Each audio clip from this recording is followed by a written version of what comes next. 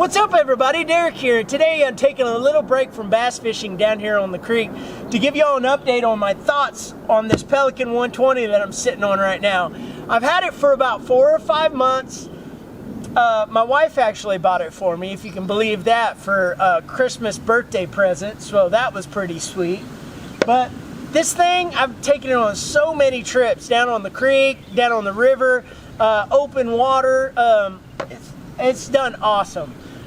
Of course, when a little bit of wind hits you in any kayak, it's going to blow you around, so you got to have a good anchoring system of some type. But for the amount of money this thing is compared to like a Bonafide or a Jackson or anything of the equivalent around 12 foot, this thing beats them all in my opinion. It's got a transom hull. It's 34 inches wide, and I believe it holds 400 pounds. 450 pounds actually, I think. Somewhere in that range, but I don't even get close to that. I weigh 180 pounds. I got a backpack, my rods, my paddle, life jacket, and some camera gear, and that's all I carry. So really, I'm in and out of the truck. It can take me 5 minutes to unload and load this thing because it weighs about 65 to 70 pounds.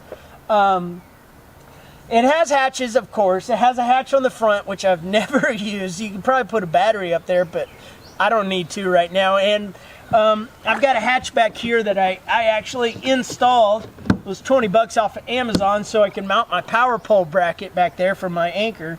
And then I've actually put in a bigger waterproof tote back here, like a Pelican case. And it was pretty heavy, and I don't even carry that now. Now I put all my camera gear in the backpack here, but I'm sitting on the rod mounts, and this is where I made a trolling motor mount out of PVC pipe that actually slides down in here, and then there's a 2x4 that runs off to the side. And I actually put that 70 to 80 pound battery all the way back here in the back, and it rides fine. This kayak, I think, I put that trolling motor on like 24 volts. It's a 35 thrust, so I put it on 24 volt, and that thing got like 4.5 miles an hour or something like that. Stability is crazy. I never sit in this thing. I don't even have a seat in here right now. I don't even carry a seat with me. I always am standing. I cannot sit in a kayak or canoe. Just can't do it. It's not me. But this thing is 35 inches wide. And if you look at other kayaks that are above the price point of this thing, that are from $1,200 to $1,500 and up, this thing is 800 bucks. And you cannot beat what this thing does and the specs that it has in it for that price at all.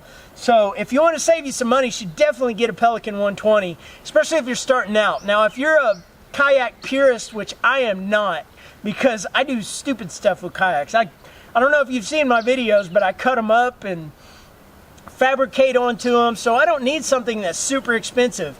If I want something that I'm going to be just kayaking and paddling, or just paddling and, what are they, the PDLs, the pedal drives, if I'm simply going to be doing that, then I don't worry about it. But I like to put trolling motors and try to think all these crazy ideas, and that's why this thing makes it the perfect kind of kayak for what I do. And it's about 65, 70 pounds, somewhere around there.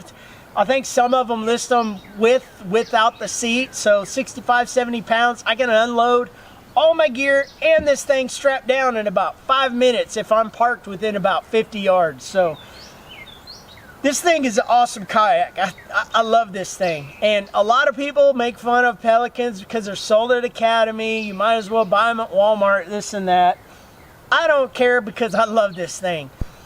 It's a very stiff. The way that it's made is a bunch of sheets of plastic that are put together, and then it's actually thermo molded with 2 different pieces, and then it's welded, plastic welded right here at this seam.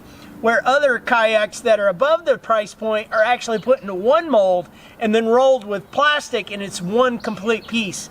But once you weld these in, I've never read anything that was wrong with these things leaking inside from this seam right here once it's welded. But anyways, that's a little bit about my kayak, and I've simply fallen in love with this thing. I mean, it's so easy to paddle. It just coasts through the water.